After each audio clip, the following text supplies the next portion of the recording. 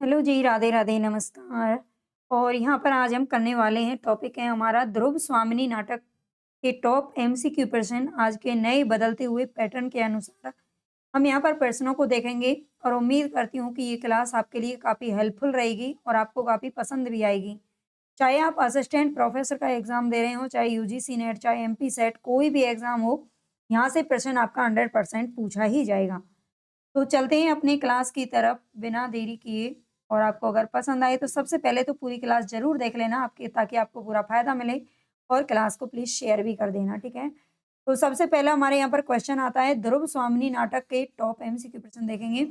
शिविर का पिछला भाग जिसके पीछे पर्वतमाला की प्राचीर है, पहाड़ी पर एक पतली जलधारा उस हरियाली हरियाली में बहती है, ये किस अंक की तिरछे योजना है?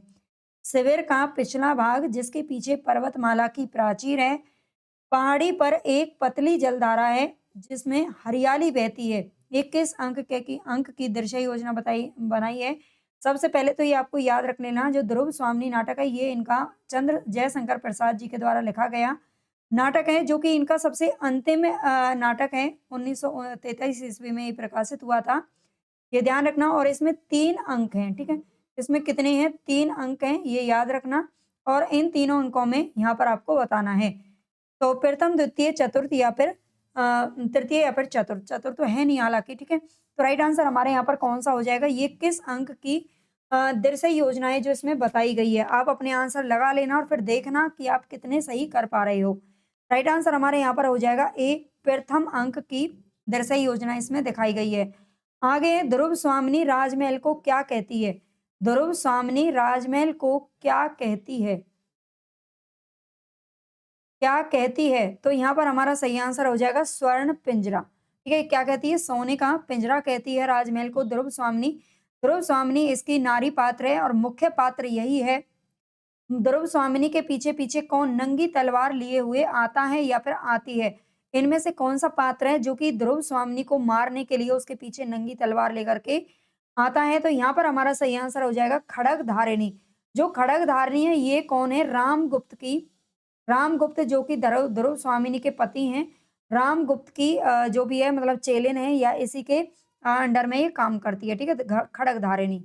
आगे, रामगुप्त को किसने सूचना दी थी कि उसके राज्य को सकराज ने घेर लिया है? रामगुप्त को किसने सूचना दी कि उसके राज्य को सकराज ने घेर लिया है? तो यहाँ पर हमारा सही आंसर क्या हो जाएगा? सामंत, प्रतिहारी, खिंगल या फिर मिहिरदेव। तो 4 में राइट आंसर है हमारा प्रतिहारी, ठीक है? सकराज का ध्यान रखना, ये इसमें एक मेन पात्र है, जबकि सक्टार नाम से पात्र हमने चंद्रगुप्त नाटक को अभी कल पढ़ा था। उसके 30-32 प्रश्न हमने देखे थे, अगर आपने वो क्लास नहीं देखी तो उसको भी देख लेना। और उसमें सक्टार नाम का पात्र आता है, ठीक है? सकराज और सक्टार एक जैसे नाम है, तो इनको भूल मत जाना। आगे, किस अंक में ध्रुव स्वामिनी आत्महत्या करने के लिए उद्यत होती है? ध्रुव स्वामिनी इतना परेशान हो जाती है और आत्महत्या करने की कोशिश करती है। तो ये किस अंक में करती है? 5 में हमारा सही आंसर हो जाएगा। प्रथम अंक में ही ऐसा करने की कोशिश करती है। ध्रुव स्वामिनी नाटक में द्वितीय अंक का स्थान कहाँ पर है? तो द्वितीय अंक का जो स्थान है वो कहाँ पर है? तो 6 में हमारा सही आंसर हो जाएगा ए, सकराज का दुर्ग।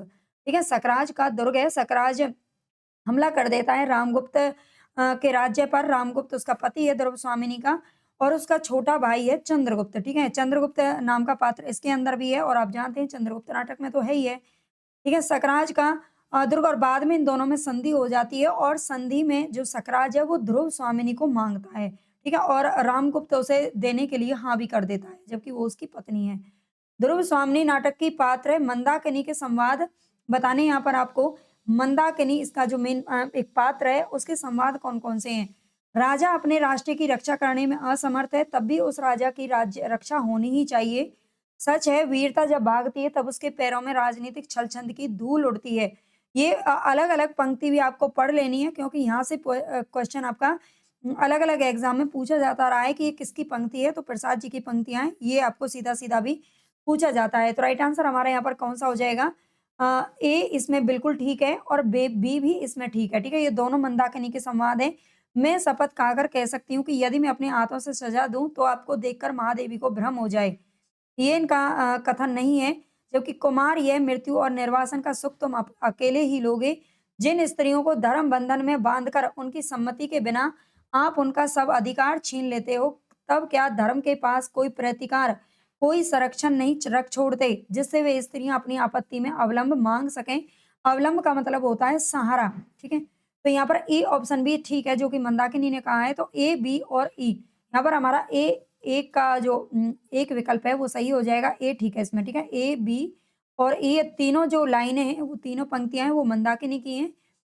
आगे देखेंगे, किस अंक में चंद्रगुप्त स्त्री वेश में शकदुर्ग में प्रवेश करता है?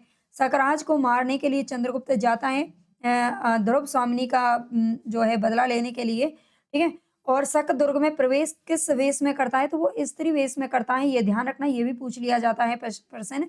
तो ये किस अंक में करता है? 8 का हमारा सही आंसर हो जाएगा बी, द्वितीय अंक में करता है। ठीक है, आगे किस अंक में ध्रुव स्वामिनी का पुनर्विवाह होता है?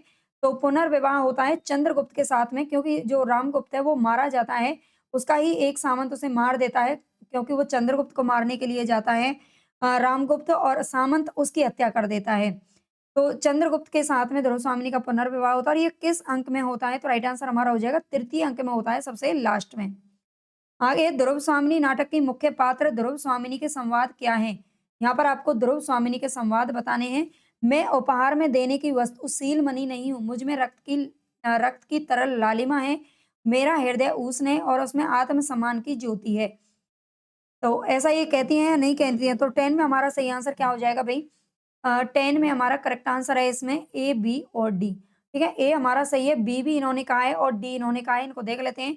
राज चक्र सबको पीसता है, पिसने दो, हम निस्सहायों को, दुर्बलों को पिसने दो।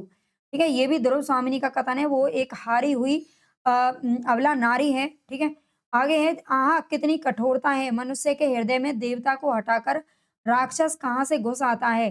कुमार की स्नग्ध, सरल और सुंदर मूर्ति को देखकर कोई भी प्रेम से पुलकित हो सकता है। तो यहाँ पर डी भी इन्होंने किसने कहा है? ध्रुव स्वामिनी ने कहा है, ये ध्यान रखना। तो ए, बी और डी, यहाँ पर हमारा 4 जो ऑप्शन है वो बिल्कुल सही हो जाएगा, ए, बी और डी। आपको प्रश्न कैसे लग रहे हैं मुझे कमेंट में जरूर बताना। प्रस्तुत नाटक में महादेवी शब्द किसके लिए प्रयुक्त हुआ है? तो महादेवी जो शब्द है ये ध्रुव स्वामिनी के लिए प्रयुक्त किया गया है। रामगुप्त का वध किसने किया था? तो ये एक सामंत ने ही कर दिया था। ठीक है, आगे है, शकदुर्ग के भीतर एक प्रकोष्ठ, 3 मंचों में 2 खाली और एक ध्रुव स्वामिनी पाद पीठ के ऊपर बाएं पर दाहिना पैर रखकर अधरों से उग लगाए चिंता में निमग्न बैठी है। बाहर कुछ कोलाहल होता है। ये इस पंक्ति से ध्रुव स्वामिनी नाटक के कौन से दृश्य का आरंभ होता है? शकदुर्ग के भीतर एक प्रकोष्ठ, 3 मंचों में 2 खाली हैं और एक ध्रुव स्वामिनी पाद पीठ के ऊपर बाएं पर दाहिना पैर रख करके अधरों से उग लगाए चिंता में निमग्न बैठी हुई है। तो यहाँ पर हमारा 13 में सही आंसर क्या हो जाएगा? ये किस अंक में दिखाया गया है? ये तीसरा जो दृश्य है उसमें प्रस्तुत होता है। ठीक है, 3 दृश्य इसके अंदर है। छल का बहिरंग सुंदर होता है, विनीत और आकर्षण भी, पर सुखदाई और हृदय को बेधने के लिए ही इस बंधन को तोड़ डाल। ध्रुव स्वामिनी नाटक में ये संवाद किस पात्र का है? छल का बहिरंग सुंदर होता है, विनीत और आकर्षण भी होता है, पर सुखदाई और हृदय को बेधने के लिए ही होता है। ठीक है, तो 14 में हमारा सही आंसर हो जाएगा मिहिर देव। ये किसने कहा है? मिहिर देव का ये संवाद है। आर्य, आप बोलते क्यों नहीं? आप धर्म के नियामक हैं। जिन स्त्रियों की धर्म बंधन में बांधकर उनकी सम्मति के बिना, उनकी यानी कि सहमति के बिना आप उनका सब अधिकार छीन लेते हैं, तब क्या धर्म के पास कोई प्रतिकार, कोई संरक्षण नहीं रख छोड़ते, जिससे वे स्त्रियां अपनी आपत्ति में अवलंब मांग सके? क्या भविष्य के सहयोग की कोरी कल्पना से उन्हें आप संतुष्ट रहने की आज्ञा देकर विश्राम ले लेते हैं? ध्रुव स्वामिनी नाटक में संवाद किस पात्र का है? तो यहाँ पर हमारा 15 में सही आंसर हो जाएगा मंदाकिनी। ठीक है, मंदाकिनी का ये संवाद है। पूर्ववर्ती नाटक स्वच्छंदतावादी तो है, तो ध्रुव स्वामिनी आधा रोमांटिक और आधा यथार्थवादी है। स्कंदगुप्त नाटक के विषय में ये कथन किस आलोचक का है? स्कंदगुप्त नाटक है, इनका तीसरा नाटक है जो कि हमारे सिलेबस में है यूजीसी नेट में। ठीक है, और उससे ये जो कथन है वो दिया गया है किसने के द्वारा? बच्चन सिंह का ये कथन है। ठीक है, स्कंदगुप्त को लेकर के, स्कंदगुप्त को लेकर के क्या है? पूर्ववर्ती नाटक स्वच्छंदतावादी है, तो ध्रुव स्वामिनी आधा रोमांटिक और आधा यथार्थवादी है। स्कंदगुप्त नाटक के विषय में कथन, ये स्कंदगुप्त नहीं है बल्कि ध्रुव स्वामिनी के बारे में ही कहा गया है ना? ध्रुव स्वामिनी के बारे में कहा गया है, शायद यहाँ से मिसप्रिंट हो गया है। आगे देखते हैं, नीचे 2 कथन आपको दिए गए हैं। ध्रुव स्वामिनी नाटक पर इब्सन के समस्या नाटकों का प्रभाव दिखाई देता है। अगर आपको इस प्रकार के प्रश्न पढ़ने में आनंद आता है, अच्छा लगता है और आपको समझ में आते हैं, तो समझ लीजिए आप यूजीसी नेट के लिए तैयार हो। और इस तरह के क्वेश्चन देख कर के आपको डर लगता है, तो फिर आप तैयार नहीं हो सकते। ध्रुव स्वामी क्योंकि इसी प्रकार के प्रश्न हैं जो आपके 2023 में 24 में अभी पूछे जाते रहे हैं। ध्रुव स्वामी नाटक पर इब्सन के समस्या नाटकों का प्रभाव दिखाई देता है, बिल्कुल करेक्ट है। ध्रुव स्वामी नाटक में नारी के अपने निर्णय और स्वातंत्र्य को रेखांकित नहीं किया गया है, भाई किया गया है, ठीक है। ध्रुव स्वामी नाटक एक नारी पात्र पर आधारित है और इसमें नहीं जो दे रखा है ना, ये नहीं देना चाहिए था, ये गलत है। इसलिए हमारा एक ऑप्शन सही हो जाता है, लेकिन दूसरा जो है ये गलत हो जाता है, ठीक है। इसमें सी ऑप्शन हमारा सही होगा। यह कसक अरे आंसू सहजा बनकर विनम्र अभिमान मुझे मेरा अस्तित्व बता रहजा बन प्रेम छलक कोने कोने अपनी नीरव गाथा कहजा करुणा बन दुखिया वसुधा पर शीतलता फैलाता बहजा। ध्रुव स्वामिनी नाटक में ये गीत किस पात्र का है? यह कसक अरे आंसू सहजा बनकर विनम्र अभिमान मुझे मेरा अस्तित्व बता। यहाँ पर 18 में हमारा सही आंसर क्या हो जाएगा? ये किसका कथन है? ये मंदाकिनी ने गीत गाया है, ठीक है। ये जो गीत है वो किसका है? तो ये मंदाकिनी के द्वारा गाया गया है। यौवन तेरी चंचल छाया इसमें बैठ घूंट भर पी लूं, इसमें बैठ घूंट भर पी लूं जो रस तू है लाया मेरे प्याले में मद बनकर कब तू छली समाया जीवन वंशी के छिद्रों में स्वर बनकर लहराए पल भर रुकने वाले कह तू पथिक कहाँ से आया। ध्रुव स्वामिनी नाटक में ये गीत किस पात्र ने गाया है? तो यहाँ पर हमारा 19 में सही आंसर हो जाएगा कोमा, ठीक है। ये जो गीत है ये याद रखना, 4 गीत इसमें टोटल जो गाए गए हैं, तो एक गीत मंदाकिनी ने गाया है, एक ये कोमा के द्वारा गाया गया है। गीत को याद रखना। आगे है आहा किंतु ध्रुव देवी उसके मन में टीस है कुछ सोचकर जो दूसरे दूसरे के शासन में ना रहकर जो दूसरे के शासन में में रहकर प्रेम किसी अन्य पुरुष से करती हो उसमें एक गंभीर और व्यापक रस उद्वेलित रहता होगा, वही तो नहीं जो चंद्रगुप्त से प्रेम करेगी वह स्त्री ना जाने कब चोट कर बैठे भीतर भीतर ना जाने कितने कुचक्कर घूमने लगेंगे। खड़क धारणी से कहता है, कौन कहता है आगे देखेंगे। मुना ना ध्रुव देवी से कह देना चाहिए कि वह मुझे और मुझसे ही प्यार करे, केवल महादेवी बन जाना ठीक नहीं है। ध्रुव स्वामिनी नाटक में ये जो संवाद है वो किसका है? मैंने आपको अभी पहले बताया था कि जो खड़क खड़कधारिणी किसके अवलंब में रहती है, किसके सहारे में रहती है, आश्रय में रहती है? फिर रामगुप्त की बात मानती है, ठीक है। और रामगुप्त कह रहा है किससे? खड़कधारिणी से कि तुम जाकर के किससे कह दो, अ, जो महादेवी यानी कि जो ध्रुव स्वामिनी अपनी पत्नी है, अपनी पत्नी के लिए बोलता है कि जाकर के उससे कह दो कि वो, ठीक है, केवल और केवल मुझसे ही प्यार करे। आगे है ध्रुव स्वामिनी नाटक के स्त्री पात्र कौन-कौन से हैं? तो मंदाकिनी, नीला, ध्रुव स्वामिनी और कोमा। इसमें मंदाकिनी है, ध्रुव स्वामिनी है और कोमा है। नीला रामा इसके अंदर नहीं है। तो ए, सी और डी।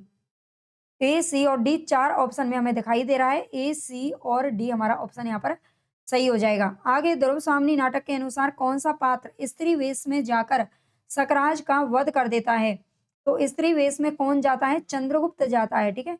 चंद्रगुप्त जाता है जो ध्रुव स्वामिनी से ध्रुव स्वामिनी की क्या करता है? रक्षा करता है। ध्रुव स्वामिनी नाटक के संबंध में सत्य कथन कौन से हैं? सत्य कथन आपसे पूछ रहा है। ध्रुव स्वामिनी नाटक में कुल 3 दृश्य हैं। ये तो बिल्कुल ठीक है ना? ए इसमें हमारा बिल्कुल सही है। आगे ध्रुव स्वामिनी नाटक का प्रकाशन 1933 में हुआ था, बिल्कुल ठीक है। ध्रुव स्वामिनी नाटक में कुल 6 दृश्य हैं। 6 दृश्य नहीं है और 5 अंक नहीं है। ध्रुव स्वामिनी नाटक विशाख के देवी चंद्रगुप्तम के आधार पर लिखा गया है, तो ये भी हमारा बिल्कुल ठीक है। यहाँ पर हमारा 23 में ए, बी और ई, चौथा ऑप्शन हमारा यहाँ पर राइट हो जाएगा, ठीक है। 1933 में इसका प्रकाशन वर्ष है, 3 दृश्य हैं इसके अंदर और ये देवी चंद्रगुप्तम के आधार पर लिखा गया है। कुछ नहीं, मैं केवल यही कहना चाहती हूँ कि पुरुषों ने स्त्रियों को अपनी पशु संपत्ति समझकर उन पर अत्याचार करने का जो अभ्यास बना लिया है, वह मेरे साथ नहीं चल सकता। यदि तुम मेरी रक्षा नहीं कर सकते, अपने कुल की मर्यादा, नारी का गौरव नहीं बचा सकते, तो मुझे बेच भी नहीं सकते हो। हाँ, तुम लोगों को आपत्ति से बचने के लिए मैं स्वयं यहाँ से चली जाऊंगी। ध्रुव स्वामिनी नाटक में ये संवाद किस पात्र का है? तो 24 में हमारा सही आंसर क्या हो जाएगा? ये ध्रुव स्वामिनी कहेगी भाई अपने बारे में, तो ठीक है। वो अपने पति से रामगुप्त चंद्रगुप्त से कहती है कि तुम अगर मेरी रक्षा नहीं कर सकते तो मैं इस महल से हमेशा के लिए चली जाऊंगी खुद से ही। ध्रुव स्वामिनी किसकी पुत्री थी? तो ये लिच्छवी राजा की पुत्री थी। ध्रुव स्वामिनी किसकी पुत्री थी? लिच्छवी राजा की पुत्री थी। आगे ब्राह्मण केवल धर्म से भयभीत है, अन्य किसी शक्ति को वह तुच्छ समझता है। ध्रुव स्वामिनी नाटक में किसका कथन है? तो यहाँ पर हमारा करेक्ट आंसर क्या हो जाएगा? पुरोहित का। ठीक है, ये पुरोहित का कथन है। आगे द्रौपदी स्वामिनी नाटक में नीति शास्त्र का बृहस्पति किसे कहा गया है? द्रौपदी स्वामिनी नाटक में नीति शास्त्र का बृहस्पति किसको कहा गया है? तो यहाँ पर हमारा ए ऑप्शन सही हो जाएगा, शिखर स्वामी को कहा गया है। कोमा द्रौपदी स्वामिनी के पास क्यों जाती है?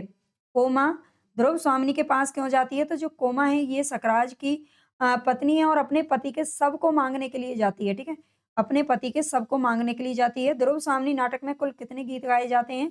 तो मैं अभी आपको बता चुकी हूँ, 4 गीत टोटल हैं जो गाए जाते हैं। आगे है, आगे नहीं है। हमारा क्वेश्चन खत्म हो गया। आज 29 प्रश्न थे आज की क्लास में और उम्मीद करती हूँ अगर आपको ये क्लास पसंद आई हो तो प्लीज़ लाइक, सब्सक्राइब ज़रूर कर लेना और क्लास को हाइप भी कर देना। आपकी बड़ी मेहरबानी होगी। जितना आप हाइप करोगे उतनी क्लास आगे बढ़ेगी। आप चाहते हो कि इस तरह की क्लासेस आपको मिलती रहें। अभी हमारी टॉपिक वाइज़ चल रही हैं और अब पेपर में बहुत कम समय बचा है, तो मैं आपको जल्दी ही पूरी यूनिट वाइज़ प्रैक्टिस सेट भी आपके लिए लेके आ रही हूँ, जो कि मैं लाइव क्लास ही करवाऊँगी। है ना? जल्दी 1-2 दिन में ही और आप प्लीज़ जुड़े रहिए और ज़्यादा से ज़्यादा क्लास को शेयर कीजिए। धन्यवाद।